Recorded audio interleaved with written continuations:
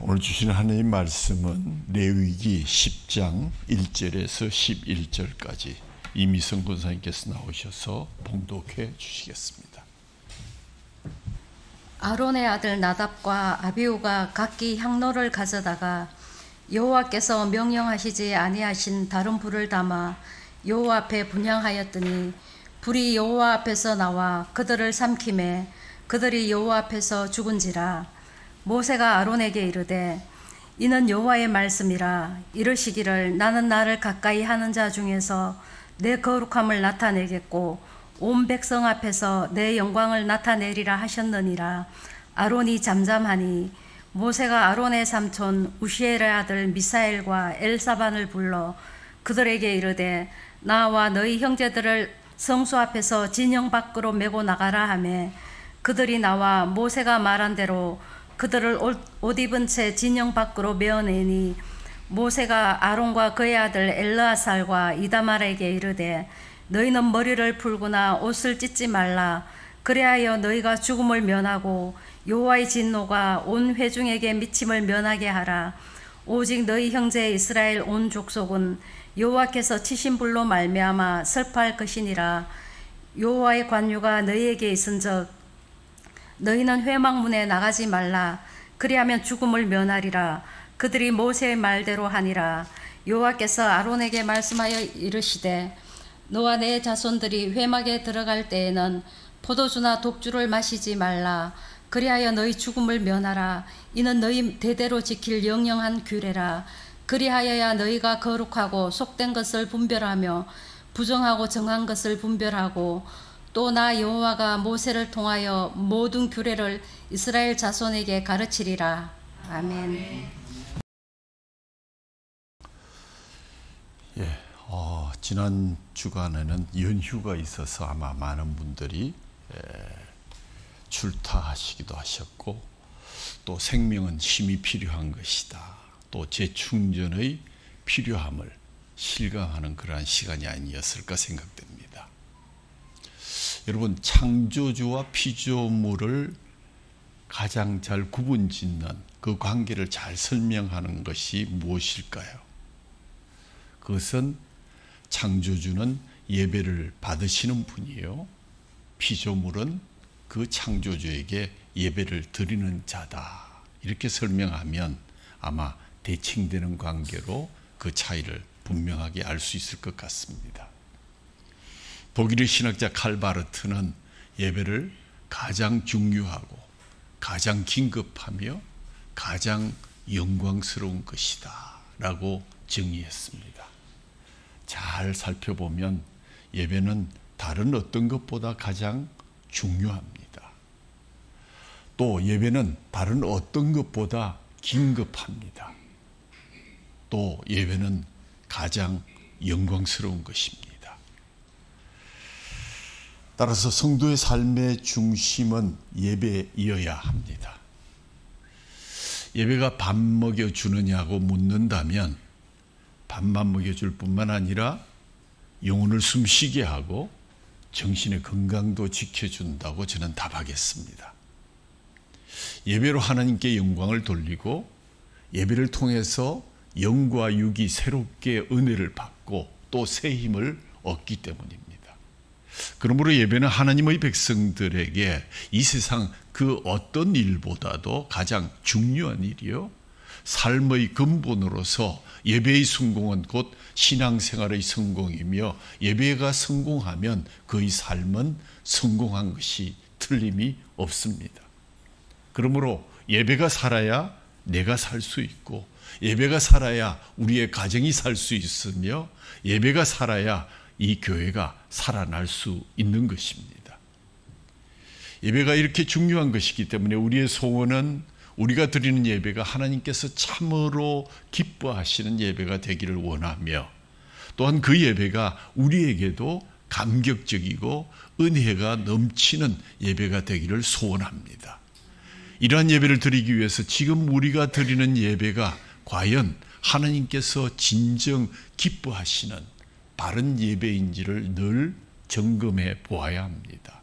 혹시 우리 예배 가운데 하나님이 기뻐하지 아니하는 요소가 있다면 그것 즉시 제거해서 하나님께 가장 중요하고 긴급하고 영광스러운 예배 드리기에 부족함이 없도록 늘 조심하여야 할 것입니다. 인생을 살면서 사랑하는 사람이 갑자기 자기의 곁을 떠나는 것처럼 충격적인 일은 없을 것입니다. 만일 아침에 학교 다녀오겠습니다 라고 나간 아이가 저녁에 싸늘한 죽음으로 돌아온다면 여러분 그 충격이 얼마나 크겠습니까? 아침에 수학여행 다녀오겠습니다 하고 나간 딸이 제주로 가는 세월호가 파산되어서 그 신문에 사망자의 명단에 실려 있고 시신도 찾지 못했다면 아마 부모는 눈을 감을 때까지 잊혀질 수 없는 상처를 안고 살아가게 될 것입니다. 그렇습니다. 그래서 스트레스 요인 중에 가장 높은 지수는 사랑하는 아내나 남편을 잃었을 때 그것이 가장 큰 스트레스의 요인이 된다고 이렇게 분석되어 있습니다. 여기에 유사한 충격적인 한 사건이 발생했습니다. 위대한 애굽에서의 탈출을 감행한 히브리 민족이 광야 생활 살아가는 어느 날 레위 신문에 충격적인 호해가 뿌려졌습니다. 그 호해의 제목은 대제사장의 두 아들 변사체로 발견되다. 경찰이 부검 조사 결과가 함께 실리면서 이 사건에 대한 몇 가지 의문점이 신문에 게재되었습니다. 첫 번째, 사망의 장소는 거룩한 성소였다. 왜 그랬을까? 또 언제 이런 사건이 일어났을까? 왜 두 제사장이 갑작스럽게 거룩한 성소에 들어가서 분향을 하게 되었을까? 두 번째 의문은 둘이 동시에 죽은 것에 대한 의문입니다. 하나님의 율법에 의하면 한 사람씩 분향하도록 되어 있습니다. 둘이 동시에 의식을 거행하는 자리에 들어가서 함께 죽음을 맞았다 하는 것도 의문으로 남는다라는 멘트도 보였습니다.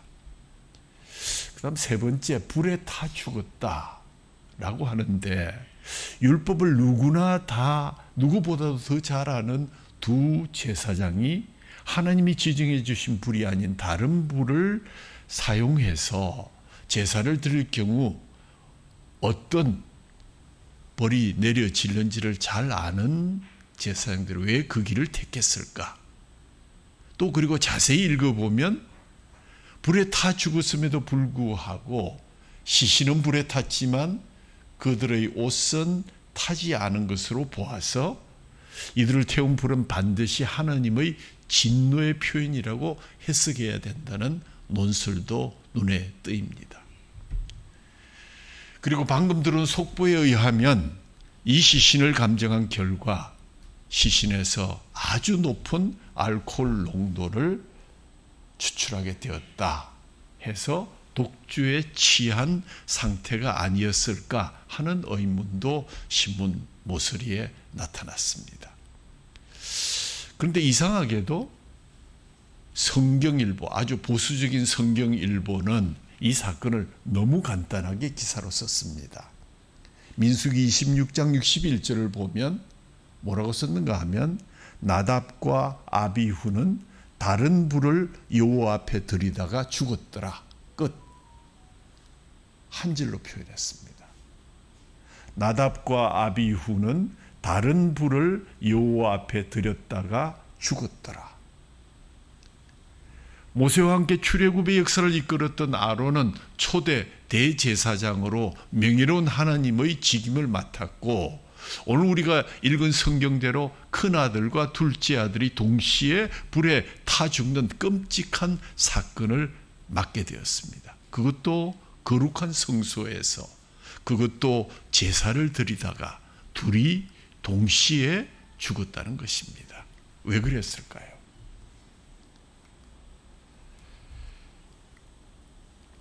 1절 말씀에서 보듯이 두 사람은 여호와께서 명하지 아니하신 불을 담아 여호와 앞에 분향하였기 때문에 죽었다고 설명합니다. 우리는 여기에서 예배의 가장 중요한 원칙을 다시 한번 기억하고자 합니다. 예배의 가장 중요한 원칙은 예배를 드리는 우리의 방법이나 우리의 편의대로 예배를 드려서는 안 된다는 것입니다. 예배의 기준은 어디까지나 영광을 받으시는 하나님께 있기 때문입니다. 제사장의 임무 가운데 하나는 성막이 세워지고 거기서 드린 첫 예배 때 하늘로부터 내린 거룩한 불씨를 잘 간수하여서 성막에서 불이 필요한 모든 의식에 그 불씨만을 사용하도록 되어 있었습니다. 따라서 나답과 아비후가 성막 안에 향을 피우기 위해서 사용할 불씨는 당연히 번제단에서 취해야만 했습니다. 그러나 나답과 아비후는 이것을 무시한 것 같습니다. 편한 대로 하나님께서 명하시지 않은 불을 분향하면서 그것이 뭐 크게 잘못되었는가 문제의식도 없이 그냥 쉽게 저질렀습니다. 예배를 무심하게 드린 것입니다. 우리가 지금 예배를 드리고 있는데 만약 무심하게 평소대로 의무방어전적으로 와서 예배를 드린다면 그분은 지금 말씀의 바늘로 여러분의 허벅지를 찌르면서 다시 눈을 떠야 합니다. 나답과 아비후처럼 무심코 다른 불을 드리고 있는지 다시 한번 점검해 보셔야 합니다. 사랑하는 성도 여러분, 예배는 철저히 하나님 중심으로 하나님께서 원하시는 방식으로 드려져야 합니다. 그렇지 않으면 죽는 수가 있습니다. 제가 드리는 협박이 아니라 조심스럽게 하나님의 경고를 여러분에게 전하는 것입니다. 그렇다면 오늘 이 기사를 읽는 우리들에게 이 다른 불의 의미는 무엇일까? 우리는 구약에 살지 않고 우리에게 율법의 시대는 지나갔으므로 우리와 상관없는 하나의 해프닝에 불과한 것일까요? 아론의 두 아들 제사장들을 죽음으로 몰아버린 직접적인 원인은 다른 불, 표준 세번역 성경에 의하면 금지된 불, 또 다른 한글 번역에는 속된 불, 또 명령하시지 않은 다른 불, 이상한 불 등으로 번역하고 있습니다. 영어 성경 NIV에서는 unauthorized fire, 무슨 말입니까? 인정되지 아니한 불이다. New King James 버전에는 profane fire, 모독적이고 불경스러운 불이었다. 킹 제임스 버전은 strange fire, 이상한 불이었다. NRS New Revised Standard 버전은 illicit fire, 부정한 불이었다. 이렇게 각각 표현하고 있습니다. 분명한 것은 여호와께서 명하신 불, 즉 번제단의 제물이 타는 불이 아닌 일반 불, 아무나 쓸 수 있는 다른 불을 사용해서 하나님의 분노를 격발시켰다는 것입니다. 이 얘기를 통해서 하나님은 예배 드릴 때 사용하는 제물의 종류를 정해 주셨고 또 제단에 사용하는 불도 하나님이 최초의 예배 때 하늘에서 내려주신 거룩한 불을 사용하라고 분명하게 지시해 주셨습니다. 제물로 가져온 소나 양이나 염소나 비둘기일지라도 어느 부분은 드려도 되고 어떤 부분은 드려서는 안 된다는 까지 아주 자세하게 설명해 주셨습니다. 이 모든 예배의 핵심은 예배를 드릴 때는 예배를 받으시는 하나님께서 정하신 규례와 계명대로 그 규칙과 법도에 맞추어서 드려야만이 그 예물이 연락될 수 있다는 것입니다. 레위기 16장 11절에서 13절을 읽어봅니다. 아론은 자기를 위한 속죄제의 수송아지를 드리되 자기의 집안을 위하여 속죄하고 자기를 위한 그 속죄제 수송아지를 잡고 향로를 가져다가 여호와 앞 제단 위에서 피운 불을 그것에 채우고 또 곱게 간 향기로운 향을 두 손에 채워가지고 휘장 안에 들어가서 여호와 앞에서 분향하며 향연으로 정그궤 위 속죄소를 가리게 할지니 그리하면 그가 죽지 아니할 것이다. 이 말씀에 나오는 것처럼 향료에 담는 불은 첫 번째 조건이 반드시 제사장은 먼저 자신의 죄를 속죄하고 그 제사를 드린 후에 그 놋단에서 드려진 처음 떨어진 하나님의 그 불로 향로에 담아서 성소에 들어가서 분향단에서 분향하도록 되어 있습니다. 하나님이 계신 성소에 들어가기 위한 예배의 가장 첫 번째 조건은 속죄제를 드려야 한다. 자신의 죄를 먼저 회개하는 속죄의 제사 없이 분향할 수 없다는 것입니다. 그런 의미에서 예배의 가장 중요한 시작은 무엇보다도 우리 자신의 죄를 하나님 앞에 고백하고 회개하는 데 있습니다. 우리의 예배 선수 제일 먼저 죄의 고백과 회개의 시간을 갖는 것도 동일한 의도입니다. 물론 한정된 시간에 한계는 있지만 여러분 그 시간을 명심하셔야 합니다. 속죄 후에 기도도, 속죄 후에 찬송도, 속죄 후에 예배도 드려질 수 있는 것이다. 예수님이 말씀하신 영과 진리로 드리는 예배는 먼저 속죄의 제사가 선행되어야 한다는 사실을 다시 한번 기억하셔야 합니다. 성경 속 이 사건에 대해서 얼마 전 제가 말씀드렸던 존 메가더 목사님은 2013년에 다른 불이라는 책의 서문을 이렇게 쓰셨고, 그때 2014년에 한국에도 이렇게 다른 불이라는 제목의 그러한 책이 발간되었습니다. 그 서문의 일부를 보면 나답과 아비후는 이스라엘 백성들에게 가나안의 미신을 퍼뜨렸던 무당이나 주술사가 아니다. 그들은 모든 면에서 의롭고 훌륭한 영적 지도자였다. 유일하신 참 하나님을 섬기는 경건한 제사장들이었다. 나답은 대제사장의 직분을 이어받을 법적 후계자였고 아비후는 그 다음 서열이었다. 그들은 아론의 아들들이었고 모세의 조카였다. 그들의 이름은 이스라엘 자손의 존귀한 자 첫머리에 장식되었다. 출애굽기 24장 11절을 참조해 보십시오. 이 두 형제는 다른 70인 장로들과 더불어 시내산 중턱까지 올라가 하나님이 모세와 대화를 나누신 것을 멀리서 지켜보는 특권도 누렸다. 일반 백성들은 산 아래에서 연기와 번갯불만을 볼 수 있었는데 나답과 아비후는 하나님이 친히 그 이름을 부르시며 70인 장로들과 함께 산에 오르도록 허락하셨고, 출애굽기 24장 11절에 보면 그들은 하나님을 뵙고 먹고 마셨다. 나답과 아비후는 다른 누구보다 하나님과 가까운 관계를 맺고 있었다. 그러나 하나님은 느닷없이 거룩한 불로 나답과 아비후의 두 생명을 거두셨을 때 이스라엘 백성들은 크게 놀라지 않을 수 없었다. 이 사건은 그들이 성막에서 사역을 시작한 첫날에 일어났던 것으로 추정된다. 아론과 그의 아들들은 성막이 완성되었을 때 7일 동안 의식을 행하며 기름 부음을 받았고, 8째 날에는 아론은 성막에서 처음으로 속죄제를 드렸다. 그 제사를 드릴 때 불이 여호와 앞에서 나와 제단 위의 번제물과 기름을 사른지라 온 백성이 이를 보고 소리 지르며 엎드렸더라. 하나님이 연락하셨다는 것입니다. 나답과 아비후는 명하신 놋제단이 아닌 다른 곳에서 불을 가져다가 향로에 불을 붙였다. 하나님이 친히 그 제단 위에서 하늘에서 불을 내리셨다는 것을 주목해야 할 것이다. 성경은 그들이 그 불을 어디에서 가져왔는지에 대한 언급이 없다. 불의 출처는 중요하지 않다. 단지 문제는 그들이 하나님이 지정하신 친히 피우신 놋단의 불이 아닌 다른 불을 사용했다는 데에 있다. 그들의 죄는 오늘날 시대처럼 경솔하고 자기 만족적인 예배에 익숙한 사람들이 보기에는 매우 사소한 것으로 치부할 수 있을 것이다.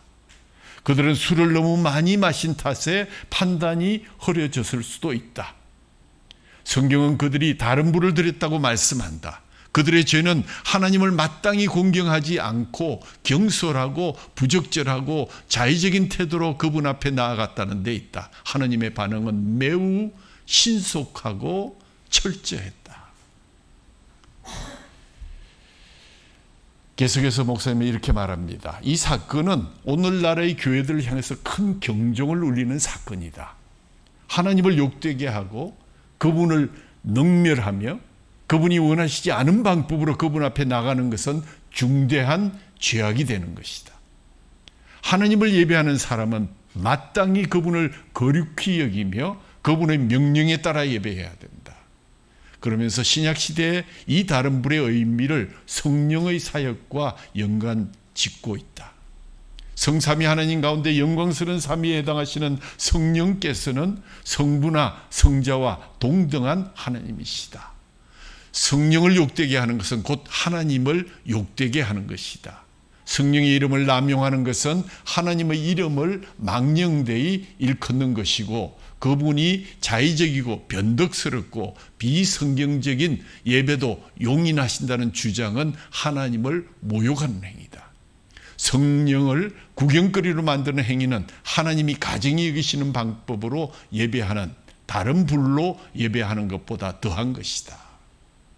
현대의 무분별한 은사주의 운동이 기괴하고 불경스러운 간섭과 왜곡된 교리를 교회 안에 도입한 행위가 나답과 아비후의 다른 불 못지않아요. 아니면 그보다 훨씬 더 심각한 죄에 해당하는 이유가 바로 여기에 있다. 성령을 모욕함으로써 하나님을 욕되게 했다. 이는 하나님의 엄한 심판을 자초하는 원인이 되는 것이다. 바리새인들이 성령의 사역을 사탄의 사역으로 치부하자 주님은 그런 완악한 신성모독은 용서할 수 없다고 분명히 경고하셨다. 아나니아와 삽비라는 성령을 속인 죄로 즉각 목숨을 잃었다. 그 결과 온 교회와 이를 듣는 사람들이 다 크게 두려워했다는 사도행전 5장의 사건을 기억하라. 히브리서 기자는 은혜의 성령을 욕되게 하는 자들에게 대해서 말하면서 살아계신 하나님의 손에 빠져들어가는 것이 무서울진저라고 경고하고 있다.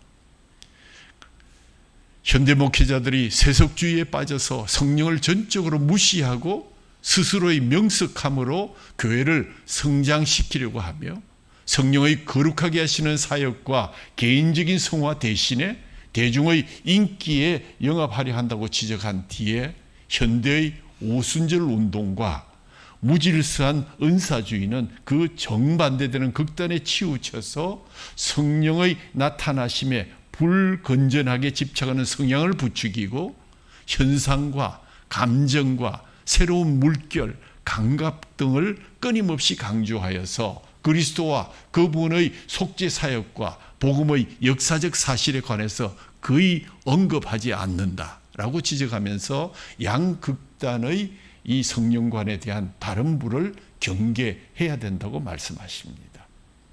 그래서 마지막 머리 말에 성령께서는 황홀경을 일으키는 전류나 흩은 소리로 정신을 혼미하게 만드는 말쟁이나 건강과 불을 갈구하는 이기적인 소원을 무작정 들어주시는 우주의 요정이 아니시다.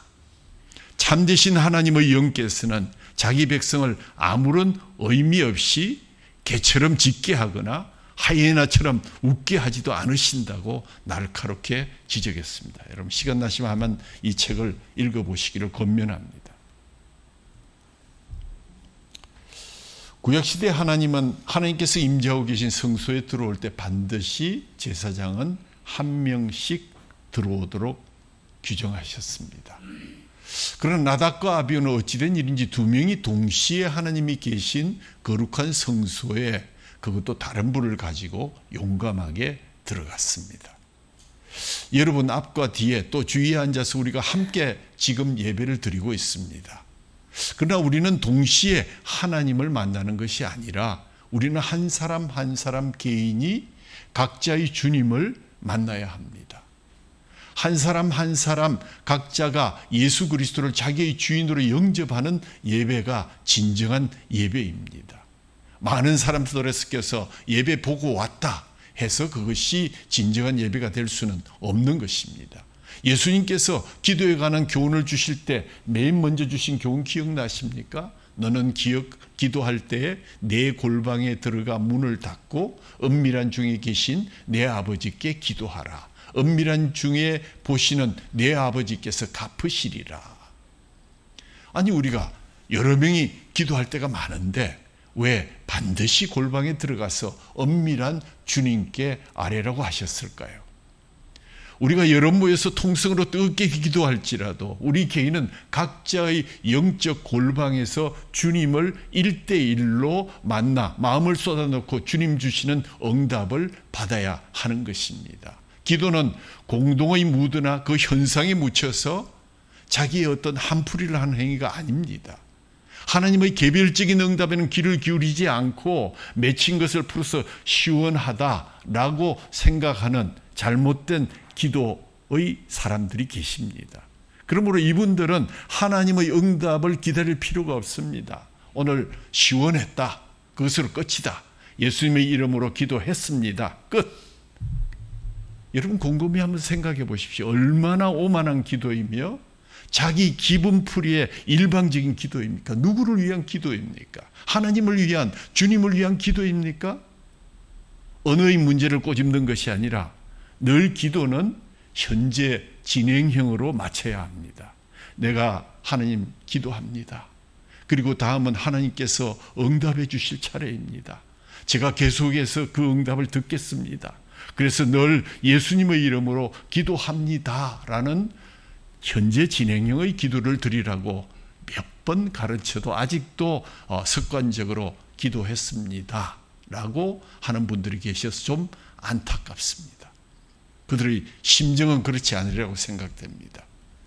각자 회개할 것이 다른 것처럼 예배를 통해서 하나님을 만나야 할 준비된 자신만의 향로가 따로 있는 것입니다. 저분이 향로를 들고 왔으니까 나는 맨손으로 와도 된다. 우리는 공동의 향로를 쓴다. 이것은 하나님과의 예배, 하나님과의 구원, 하나님과의 기도에 전혀 맞지 아니한 잘못 알고 있는 것입니다. 내가 하나님을 만나서 해결해야 될 문제가 따로 있고 나의 향로를 내가 속죄하고 먼저 하나님의 불을 채워서 나아가야 합니다. 아무리 많은 사람들이 모인다 할지라도 내가 내 향로를 준비하지 아니하고 기도한다면, 내 향로를 준비하지 않고 예배에 참석한다면 그것이 무슨 의미가 있겠습니까? 우리는 1대1로 하나님을 만나야 합니다. 내가 만나지 못하면 그 기도, 그 예배, 그 군중이 무슨 의미가 있겠습니까? 오늘 3절 말씀에 나는 나를 가까이 하는 자 중에서 내 거룩함을 나타낼 것이다. 하나님은 하나님을 가까이 하는 사람 중에서 하나님의 거룩하심을 나타냅니다. 하나님이 아무에게나 나타내는 것이 아닙니다. 따라서 여러분들만이 가지는 여러분 각자의 향로가 따로 있다는 것을 반드시 기억하시고 등 떠밀려 천국 가는 것이 아니라 함께 넓은 길 간다고 구원의 길을 가는 것이 아닙니다. 착각과 교만은 금물입니다. 우리 각자는 자신의 향로를 들고 하나님의 면전 앞에 서서 예배하고 있습니다. 가인은 가인의 제물이 있었고 아벨은 아벨의 제물이 있었습니다. 저는 제가 준비한 향로가 있고 여러분은 여러분 각자가 준비한 향로가 있습니다. 결코 이 성소에는 두 사람이 동시에 들어가서 동시에 응답을 받는 것이 아니며 동시에 들어가서도 안 됩니다. 한 사람씩 자기의 불을 가지고 들어오라 하셨습니다. 이 예배의 시간은 우리 각자는 자신들이 준비한 향로를 들고 성소 앞에 주님의 면전에 서 있고 주님을 각자 찬양하는 것입니다. 세 번째로 지적하는 것, 술 취한 채로 들어갔다. 나답과 아비후가 이러한 죄를 범하게 된 이유 중 하나는 그날 독주를 마신 채로 제사를 드렸기 때문이라고 추정할 수 있습니다. 왜냐하면 말씀에 보면 9절에 곧 이어서 독주 금지 규례가 선포됩니다. 여호와께서 아론에게 말씀하여 이르시되 너와 네 자손들이 회막에 들어갈 때는 포도주나 독주를 마시지 말라. 그리하여 너희 죽음을 면하라. 이는 너희 대대로 지킬 영영한 규례라. 술은 신체를 약하게 하고 정신을 혼란시키고 포명을 저하합니다. 사람들로 하여금 판단력과 분별력, 나아가서 하나님께서 요구하시는 거룩을 깨닫지 못하게 할 가능성이 높습니다. 그래서 에베소서 5장 18절에 술 취하지 말라. 이는 방탕한 것이니 오직 성령으로 충만함을 받으라라고 말씀하고 있습니다. 술 취하는 것은 술의 지배를 받는다는 얘기입니다. 그렇다고 해서 술을 마신다고 구원을 못 받는다, 이런 얘기는 전혀 아닙니다. 그러므로 술 취한 신앙으로 하나님의 면전에 서지 않도록 조심하시기 바랍니다. 저는 이분들이 분명히 술 취했을 것이다. 왜? 그렇지 않고서야 어떻게 제사장이 속죄제도 드리지 않고 아무 불이나 붙여서 두 사람이 어깨동무하고 주님의 성전에 들어갈 수 있겠습니까? 분명히 술 취한 사람들일 것입니다. 이 말은 곧 오늘 우리가 십계명에서도 외웠듯이 내 이름을 망령되이 일컫지 말라, 우리에게 강력하게 요구하시는 것입니다. 하나님의 이름을 저주하고 조롱하는 것만이 그분의 이름을 망령되게 하는 것이 아니라 그릇된 예배 자세와 신앙생활이 곧 하나님의 이름을 모욕하는 것이 될 수 있다는 사실을 꼭 기억해야 할 것입니다. 하나님은 거룩하신 분이기 때문에 그분을 섬기는 성도들 또한 거룩해야 합니다. 만약 하나님의 백성들이 경거 망동하게 처신하여서 타인의 빈축을 사게 된다면 이는 하나님의 영광을 가리는 일일 뿐만 아니라 그분의 거룩성을 훼손시키는 일이라고 할 수 있습니다. 따라서 신구약을 막론하고 하나님의 모든 성도들에게 요구되어지는 것은 하나님의 거룩성을 본받아 너희도 거룩하라. 내가 거룩하니 너희도 거룩하라. 거역할 수 없는 명령입니다. 하나님이 우리가 거룩해질 수 없는데 거룩하라 하시겠습니까? 그렇지 않습니다. 우리 같은 죄인이 어찌 거룩해질 수 있겠습니까? 하는 그런 위선과 변명은 하지 마십시오. 우리 모두 거룩합시다. 우리 모두 말씀과 기도로 거룩해질 수 있습니다. 로마서 12장 1절에 그러므로 형제들아 내가 하나님의 모든 자비하심으로 너희를 권하노니 너희 몸을 하나님이 기뻐하시는 거룩한 산 제물로 드리라. 이것이 바로 너희가 드릴 영적 예배니라 라고 말씀하셨고, 이어서 2절 말씀에 너희는 이 세대를 본받지 말고 오직 마음을 새롭게 함으로 변화를 받아 하나님의 선하시고 기뻐하시고 온전한 뜻이 무엇인지를 분별하도록 하라. 이 세대를 본받지 말라 하는 말에 NIV 성경은 The pattern of this world. 패턴 여러분 아시죠? 옷을 만들 때 뜨는 패턴, 본입니다.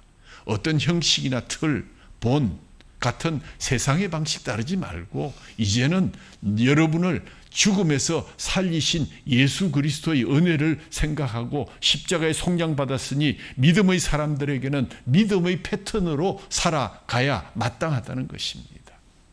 나답과 아비후는 제사장이었지만 세상의 방식을 미쳐 버리지 못하고 세상의 패턴에 따라 춤추며 술 마시며 취하여 우생숭배자들이 귀신에게 드릴 때처럼 술을 나누고 마신 후에 둘이 어깨동무하고 비틀거리면서 성소에 들어갔을 것이 분명합니다. NIV 성경을 좀 더 참조해 보면 오직 마음을 새롭게 하라. Be transformed by the renewing of your mind. 당신의 마음을 transform하라. 폼을 바꾸어라. 왜? 이제는 세상의 폼이 아닌 하늘나라의 폼으로 바뀌어져야 된다. 하늘나라의 패턴으로 바뀌어졌다. 십자가에서 내가 죄의 옷을 벗기고 의의 옷을 너희에게 입히지 않았느냐 하신 예수님 말씀을 우리가 상기하면 쉽게 이해할 수 있을 것입니다. 사랑하는 성도 여러분, 우리는 때로 성령으로 예배드리는 것에 실패할 수 있습니다. 세상의 패턴을 이기지 못하고 그 유혹에 따라 넘어질 수도 있습니다. 그러나 중요한 사실은 우리가 하나님의 자녀로서의 패턴으로 트랜스패턴 되었다는 사실을 기억하셔야 합니다. 형태가 완전히 변화되었습니다. 트랜스폼 되었습니다. 이제 성령으로 새롭게 되어서 오직 성령과 주님의 영으로 예배하고 또 하나님을 기쁘시게 하는 그러한 인생들이 되시기를 주님의 이름으로 축원합니다.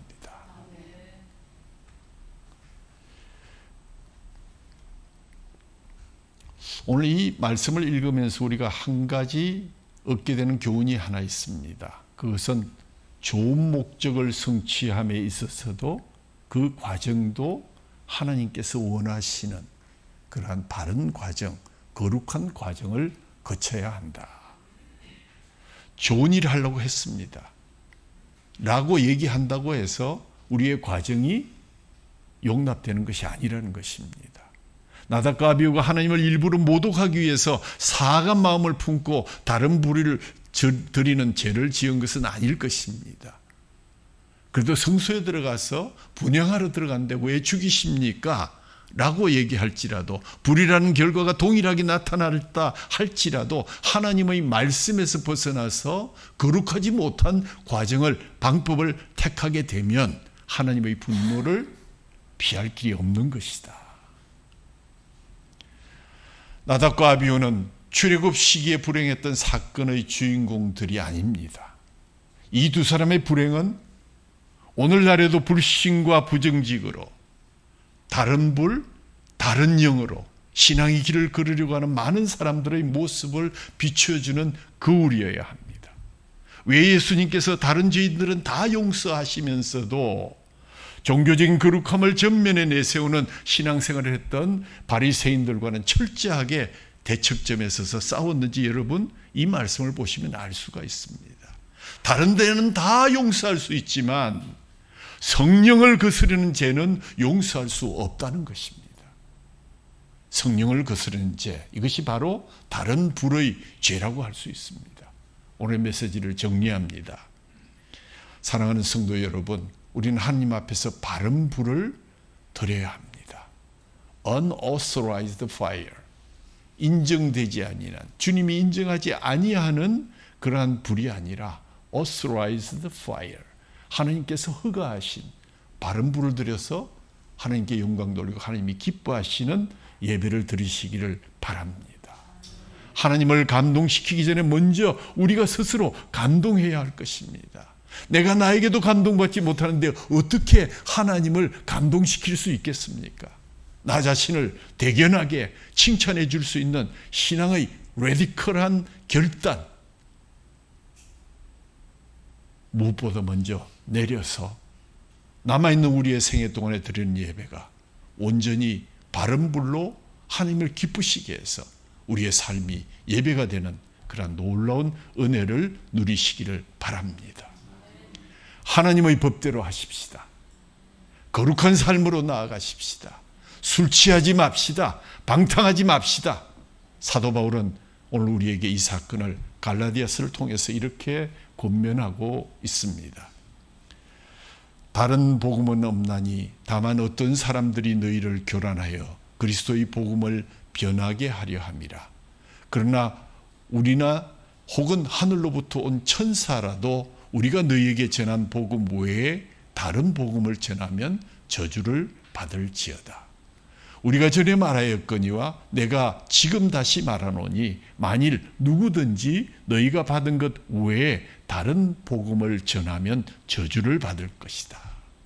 이제 내가 사람들에게 좋게 하랴 하나님께 좋게 하랴 사람들에게 기쁨을 구하랴. 내가 지금까지 사람들의 기쁨을 구하였다면 나는 그리스도의 종이 아니니라. 내가 지금까지 사람들의 기쁨을 구하였다면 나는 그리스도의 종이 아니니라. 말씀 깊이 기억하면서 우리 찬양집 122번 부르신 후에 주님 주신 귀한 성찬의 예식을 거행하도록 하겠습니다.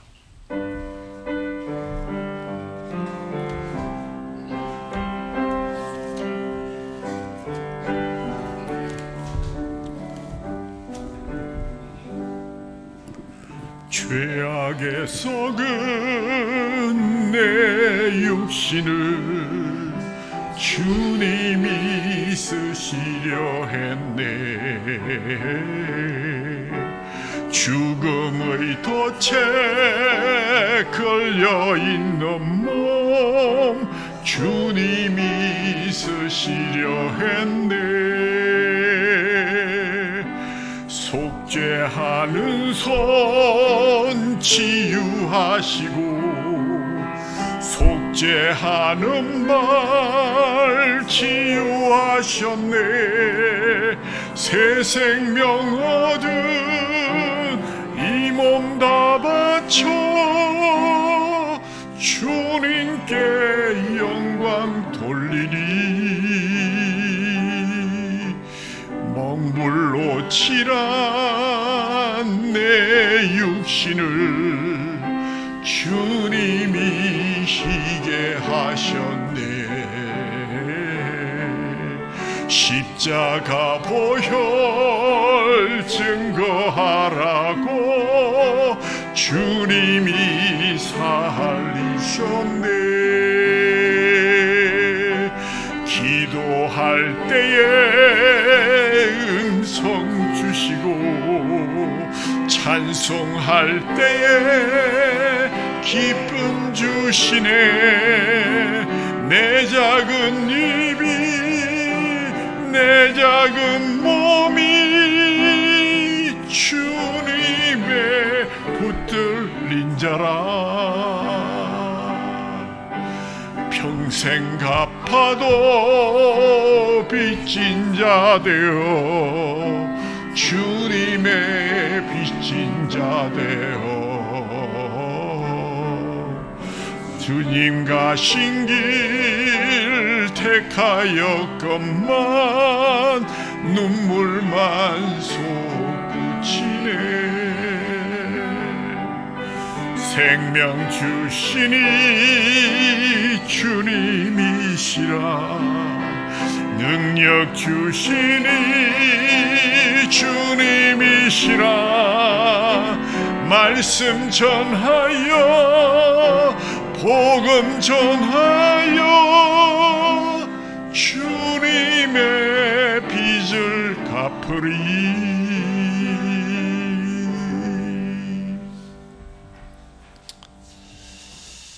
하나님 아버지, 바른 불로 주님 앞에 예배할 수 있도록 인도해 주옵소서. 하나님을 감동시키기 전에 먼저 나 자신 스스로 감동할 수 있는 레디컬한 결단으로 주님 하나님의 법대로 하게 하시고 거룩한 삶으로 나아가게 하시며 술 취하지 말고 방탕하지 않고 나의 향로를 잘 준비하여서 주님께 기도하고 예배하고 찬송하는 백성들이 되게 하여 주옵소서. 다른 복음에 현혹되는 어리석은 자 되지 말게 도와주시고 좀 더 화끈한 예배, 좀 더 나를 즐겁게 하는 예배를 찾아 헤맬 것 아니라 주님 어느 곳에서나 주님 이름으로 주님 앞에 드리는 예배에 참여할 때 진정 나의 바른 불을 담아 주님께 드리는 올바른 예배의 백성들이 되어서 삶이 예배가 되는 역사를 더하여 주옵소서. 하나님 아버지, 그리스도의 명령에 따라 우리에게 자유와 생명이 주어졌음을 온 세상에 선포하기 위해서 우리는 다시 오실 때까지 주님을 기억하게 하실 주님의 식탁 앞으로 초청을 받았습니다. 오직 그리스도로 인해서 우리 하나님께서 우리는 하나님의 자녀요 상속자로 인정해 주셨고 오직 그리스도로 인해 우리가 하나님의 은혜의 보좌로 들어갈 수 있도록 허락해 주셨으며 오직 그리스도에 의해 우리가 영적 왕국에 들어가 그분의 식탁에서 먹고 마실 수 있게 하심을 감사드립니다. 그리고 그분과 함께 오늘 우리는 천국에서 함께 교제하며 주님의 능력에 힘입어서 우리의 몸이 티끌 가운데서 들려 올려져서 주님의 끝없는 사랑 안에서 함께하게 될 부활의 소망을 다시 한번 기억합니다. 세상의 기초가 놓이기 전에 하나님의 택하심 가운데 예비된 이 아름다운 식탁을 오늘도 저희들에게 허락해 주시니 이 청량 못할 은혜는 오직 하나님께서 사랑하시는 외아들 예수 그리스도에 의해서 하나님의 자유로우신 은혜와 자비 가운데 이 상이 차려졌습니다. 주님의 깨어진 살, 주님이 흘리신 그 마지막 보혈의 한 방울, 그러므로 우리 성도들은 성령님의 감화를 받아 하나님께 모든 감사와 찬양과 영광을 드리며 주님의 귀한 몸과 또 주님의 피를 우리 속에 넣게 됩니다. 감사합니다. 이 모든 것 우리 주 예수 그리스도의 이름으로 감사하며 기도하옵나이다. 아멘.